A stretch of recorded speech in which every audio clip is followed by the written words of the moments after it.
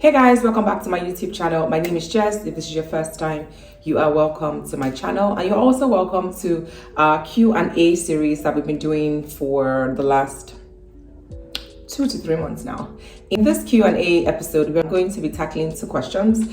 Number 1 question is from this person, and they're asking, what are my thoughts when it comes to volunteer jobs, like volunteering in the Netherlands? So I think it's 2 things. You find people volunteer, one, when they newly moved to the Netherlands and it's just been difficult to get a job. They've applied aggressively, they've tried all the strategies known to man, and it's just not working out for them. And then the next course of action would be, you know what, just so I am busy, let me go volunteer. So I think volunteering is a great way to get yourself into the labor market in the Netherlands. And frankly, in any country that you move to that you did not have prior experience working in before, do you get what I mean? Like, you didn't have experience working there before, or in that country or in the region. So volunteering is a good way to, 1, get something on your resume, get some local experience, and then put yourself in the labor market here in the Netherlands. So that's one advantage of volunteering. In other cases, some people actually decide to volunteer the moment they get into a place. You know, they don't want to wait around waiting for a job. They just want to make sure they are being busy.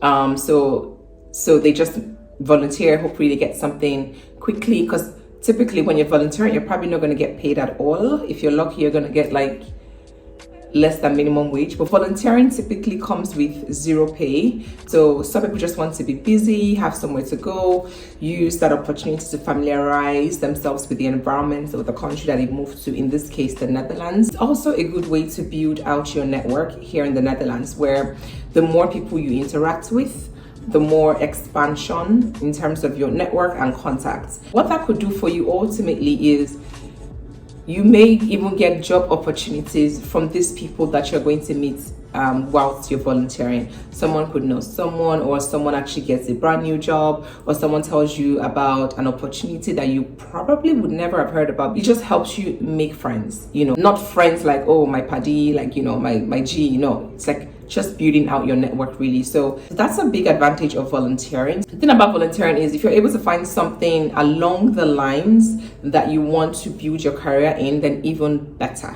Then the follow-up question to that could be, if I don't want to volunteer because I really need to make money, what can I do to immediately hit the ground running, make some money so I can pay my bills in the Netherlands? Now, there are several opportunities in the Netherlands, as long as you have a legal permit to work in the Netherlands, whether you moved here with your spouse or you moved here for school, like, as long as you are legally allowed to work, as long as your existence in the Netherlands is legal, you should be able to work. Even if you're schooling, you probably would have some hours allocated for work and whatnot. So this point is really for people who are here legally. There are several blue-collar jobs that you can do that do not necessarily require you to have some experience. In the Netherlands, for instance, warehouse jobs are pretty common. You can actually look for a job in a warehouse, any warehouse really. One, you're able to make some income, you're able to pay your bills, you're able to support at home if that's necessary for you. Secondly, it's also a good way to work your way up. Even if you have some rich experience prior to being in that warehouse, if there are opportunities within that organization, you can raise your hand, you can apply, and before you know it, you're actually going to be in the office. It can actually be a nice stepping stone to land yourself into an actual proper white collar job, if that's your end goal. And you know, for some people it happens faster, and for some it probably would happen slower, but at least the first thing is that you're making money. And I think for many people that's the priority. For some other people, it's like maybe your spouse is making way more money and you don't really need to worry about money, you just want to make sure you're working. Then you can volunteer in that case, or you can do this job. It's like, really, it's up to you, but the options are there. As long as you are a legal person here, you can make money. Yeah. And the other thing you can do is, depending on the type of visa that you're on, you can definitely start up your own business. I don't have the business ideas for you, but you can start up your own business, be an entrepreneur. I know that if you're on a highly skilled migrant visa, whether it's you or your spouse, you actually, it's even on your residence permits that you can be an entrepreneur, you can be an employer of labor, you can actually open your own business here. The second question that I wanted to touch on in this video is from her. She basically was talking about housing crisis. How do you get a job? How do you get a house or an apartment before moving to the Netherlands? Yes, there's a housing crisis in the Netherlands. It's getting increasingly difficult to find a nice apartment within your budget or find an apartment. It's gotten a lot more expensive, whether you're renting or you're buying. Yeah, it's difficult, period. I know that during COVID, it was a lot easier for people to get apartments or houses before they moved here. I know a couple of people that did that. They had like virtual viewings and whatnot because of COVID. But now, I hear less of people who are able to get apartments before they move. I mean, it's not impossible. I always say like nothing is impossible, but in this case, it's actually a lot trickier. The way that apartments or houses are gotten here for rent is a whole process. You have to write like a letter of interest. What's it called? Like an application letter of some sort, motivation letter, whatever. Like, you know, you have to write something to show and prove why you are interested in the house, what you do, you know. So there needs to be a guarantee that you're going to be here. There needs to be a guarantee that you're going to be making money enough to pay them. Most landlords or like house owners would rather you're here, so they know that, okay, this one you're actually on payroll now and we're not going to have issues with your payments.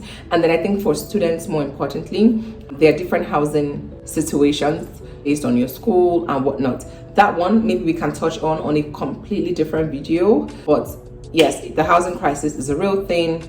You can continue to try to get an apartment before you move, but I have to tell you transparently that it is getting increasingly difficult for that to actually happen successfully. So it may be better for you to move here first.